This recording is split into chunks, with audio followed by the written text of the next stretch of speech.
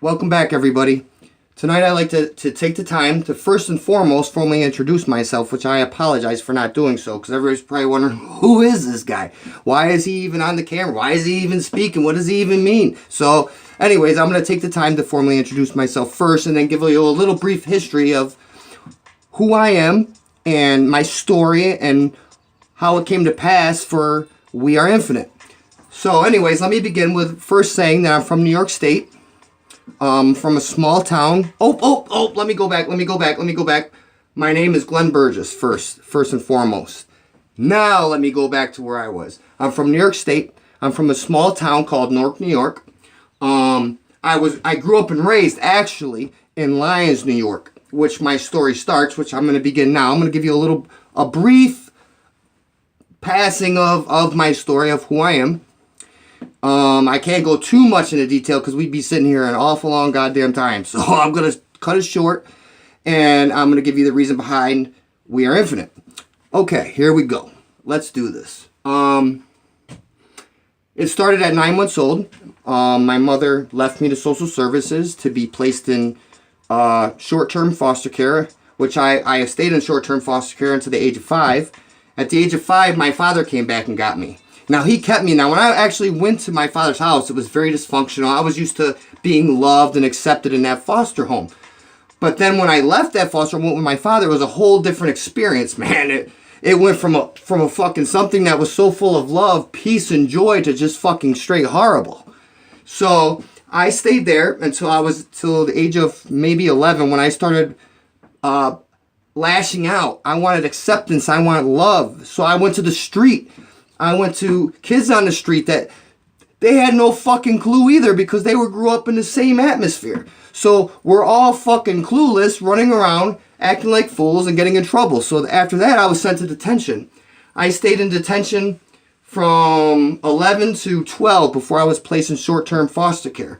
Now, my short-term foster care was in Hamlin, New York. Now, I stayed in Hamlin for about a week, and that was fucking horrible. Them people didn't give two shits about us. There was another kid there that was in the same foster care as me. We'd fight, we'd do all kinds of stupid shit, and the people didn't even care. So we ended up getting in trouble and got sent back to detention.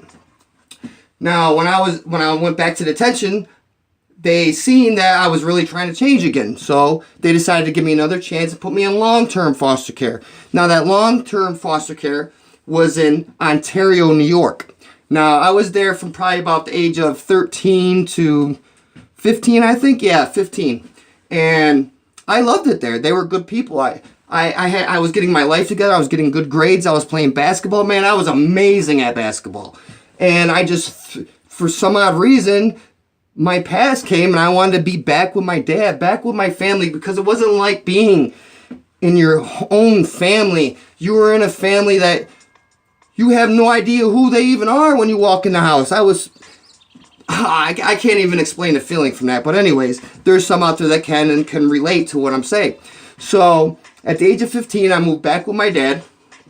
And I got in trouble, stole his girlfriend's car, keyed it. I did all kinds of stuff just to lash out again because I wasn't being accepted just like before. So it was no fucking change.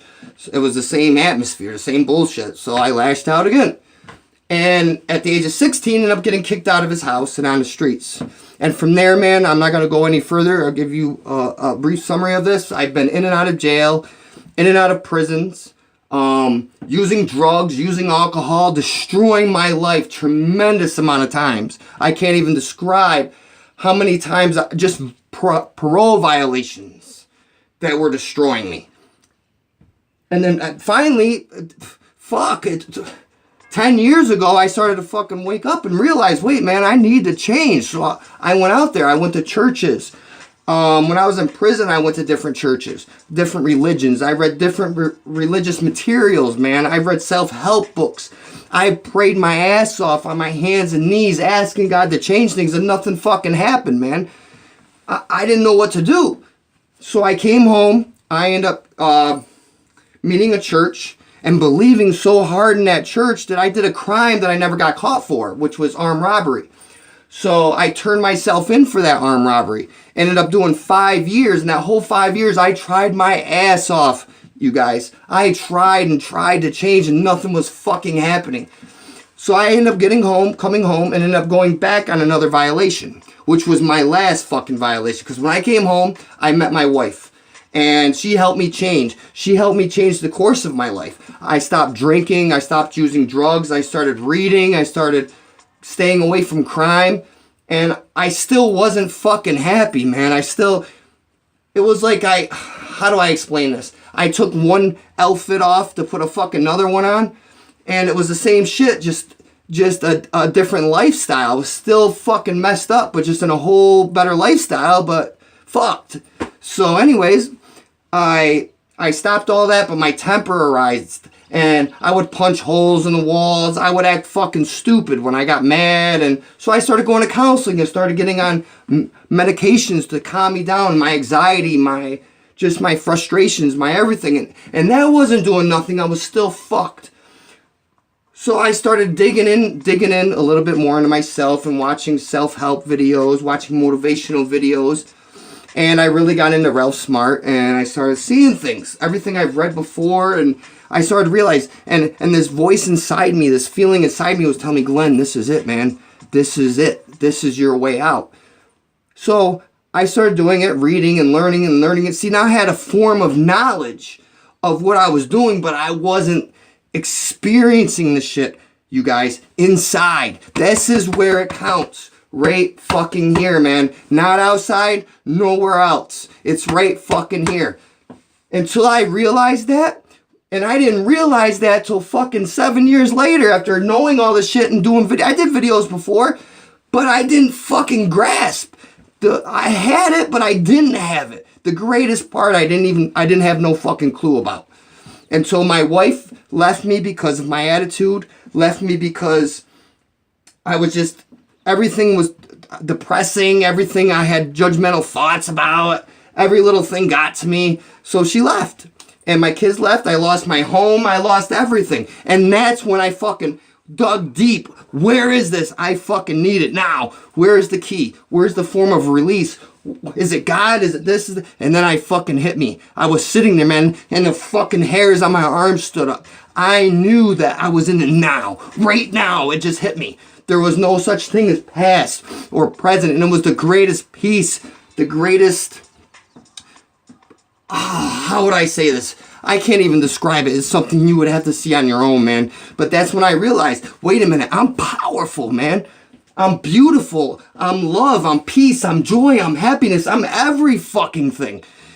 And I got the extreme peace and that I can possibly... that blows all human understanding, man. It was beautiful. It was amazing. And that's what got me to this point of starting We Are Infinite. To help others see that. Look, man, I got nothing. But I believe and I know that it's coming. It's coming. Why? Because I'm in that now. I'm in that field of energy, in that field of focus, in that field of frequency. It's going to give me what I'm thinking and feeling and radiating. It's coming. And I want everybody to see this, that this is going to be facts, because I'm going to let you see my life every step of the way to show and prove that the universe is real, the universe is facts, you are powerful beyond measure, and you can do the same shit I'm doing. All we gotta do is stand up and fucking do it, believe, and don't fucking stop. Don't look back. Use the past as a means to learn from it. Don't fall into it though. It's there to help you and guide you. Don't fall into the past. Look, I'm starting to get hyper. Well, anyways, that's my reason for We Are Infinite. My goals and passions is to help at least one person. If I can help one person out of it, man, it's a blessing, man. It's truly a blessing, because in the long run, that person is me. And I am that person. We're connected. Everything is connected. And, well, anyways, I know I've taken up a lot of time, and I know people got to work in the morning, and have other things going for themselves that they really can't sit here that long. So I'm gonna wrap it up, and this is the reason, man. This is the reason I'm here. This is the reason I'm standing in front of this camera.